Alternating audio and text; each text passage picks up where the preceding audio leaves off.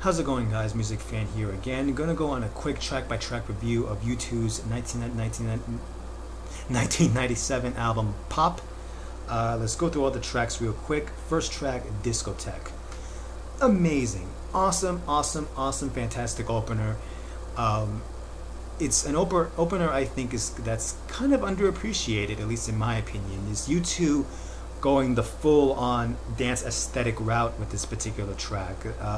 This track really starts off this LP as being a track that will be embellished in dance music. If not dance music, then rock music with a dance edge to them. Minus the pun there.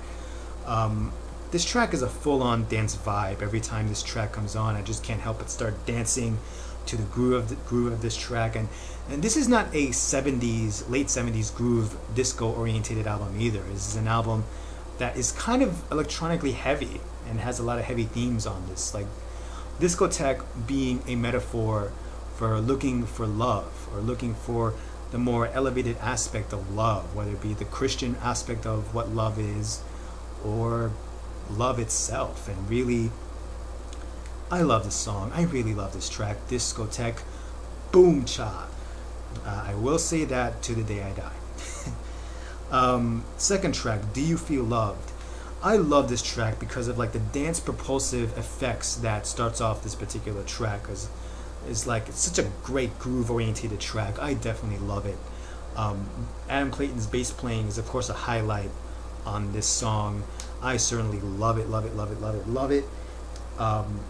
Following track, Mofo. Oh my gosh, this track is a monster of a track. That's one word I can use to describe Mofo. It's a monster of a song. It's full of like these propulsive electronic noises that starts off this track, and I think the sound of a sample of Edge using his guitar to sound like an airplane lifting off. That's just awesome. That's just amazing. This whole track is simply amazing. This is a full-on heavy, ginormous, gargantuan of a dance track on this particular song. This particular track off this LP. It's also lyrically a tribute to Bono's mother, Iris Houston, especially in the middle late of this track. Mother, am I still your son? You know I waited for so long to hear you say so. Mother, you left and made me someone. Now I'm still a child, but no one tells me no. Really great poetic part in the middle of that track, but otherwise this track, love this song. It's possibly my favorite track off this album. I love Mofo. Of course, Mofo is a tongue-in-cheek twist on the cliche insult motherfucker. That would be the only time you hear me curse, but it's a abbreviation of that word. As a matter of fact, I'm gonna start using that word from now on. You mofo. Oh, I love this song. Anyway, moving on. Number 4, If God Will Send His Angels. It's really one of the most bitter tracks off this album. It's a little more slow paced. The vibe is a little bit more slower this time around than before. It's also kind of laden with a lot of these slow sample effects going around through this particular track. Lyrically, it's about the bitter sentiment of God's failure to intervene in the troubles of the world, and really the narrator's trouble in fully believing in a God that really is well from the viewpoint of this narrator, not me but the narrator in the song, really believing that God is omnipresent and omnipotent, but yet at the same time seeing the troubles of the world and not seeing God do anything about it. And it's a feeling that doesn't necessarily spell a loss of faith within Bono, nor within other people who are Christians necessarily, but it's a sentiment and a feeling that really it more seems to be more of like a slightly agnostic kind of feeling than it is a Christian feeling with this track. It's possibly their most agnostic orientated song ever, even though I'm sure they didn't really mean to write from that point of view. But if I read correctly, Bono mentioned that during this time he was hearing a lot of sentiments from his friends who could not forgive God for any horrific things that had happened to him. And it's him not necessarily saying that he has lost faith in God, but is more about this the sentiment and the feeling of God. If you're an ever-present God, then where are you when this person died in this situation? Where are you in this earthquake? Where are you in this? Where are you in that? It's a very honest, lyrically honest kind of song, and I appreciate it, honestly. I appreciate the fact that there is a song that people who may not be Christian, who are U2 fans, can relate to this track, and it's a track that I feel I appreciate this particular track. I also think it's terribly underrated because the band rarely plays this song live. I await the moment that they play this song live, but otherwise, If God Was Saying His Angels is amongst one of their most underrated tracks, in my opinion at least. Staring at the Sun. It's another really good track. I love how Edge's guitar sounds like a fuzz box, or it's coming out of a fuzz box with this particular song. And really, it's like, I think the chorus was donated to the band from Oasis's Noel Gallagher. At least that's what I think. At least that's what I read. This track is really about people who try to take comfort in lies, because lies are more comfortable to hide behind than just simply being honest and admit the truth about something. And this track really kind of takes a kind of very hazy, kind of like hazy look at the sun vibe to this particular track. You know, it's good. I definitely like it. Excuse me, my throat's kind of running coarse here. Sixth track, Last Night on Earth. For the first few times I heard this track, I hated this track. I really did. I really didn't like how Bono's vocal was just so damaged and beyond, well, not beyond recognition, but was just very strained, severely strained. And just when he tries to sing, "You gotta give it away," it sounds like oh.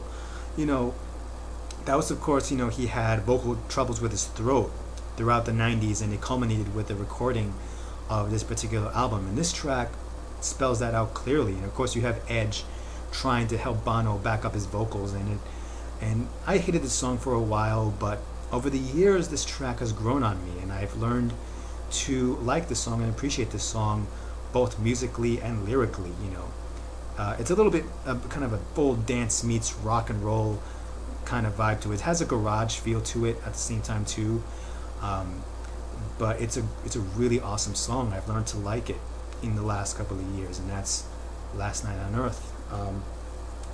Gone has this really siren-like guitar thing going on, effect from the Edge, and this is another awesome track. I love how this track has a dance vibe. I especially love Adam's fret bass beginning on this particular track, and it's awesome. I think lyrically it speaks about Bono wanting to escape from responsibilities and family to just embrace the world and just travel the world sometimes. I think it speaks to the sentiment of sometimes we feeling that we just want to go out and just explore the unknown, explore the world, you know, but sometimes our own personal responsibilities hold us from doing so.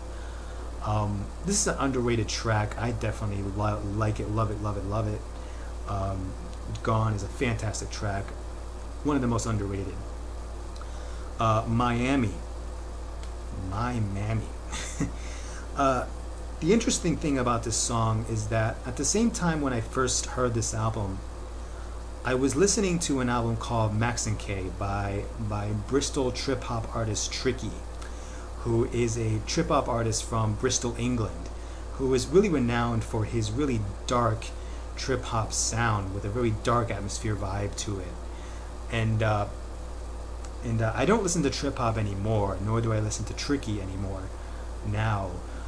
I found it interesting that when I got used to that trip hop sound from Tricky, and then I heard this track Miami, I found it very interesting that the band had a trip hop song in them. This song definitely sounds very trippy when you listen to it. I mean, especially the beginning part where it goes that really mad motor running sound. I think it's Larry Mullen's rim shot cymbal, like played backwards or something. At least that's what I think. It's an awesome song. It's a nice, awesome song to kind of quietly dance to, and it's really awesome. I especially love the guitar in this particular track. It's one of the most underrated in my opinion, and it's one of my favorites on this album. The Playboy Mansion. I think this track is a tongue-in-cheek twist on consumerist culture and materialistic culture in society, of how they view, how sometimes people would view things like Big Mac and or at least it tried to make a tongue-in-cheek commentary on materialism, on consumerism. At least it tried to. It wasn't. It's almost there, but not really quite there. But either way, even though it's kind of like a 50% commentary on consumerism and how overarching materialism can be, it's a very interesting track, and I definitely love it. Love this track.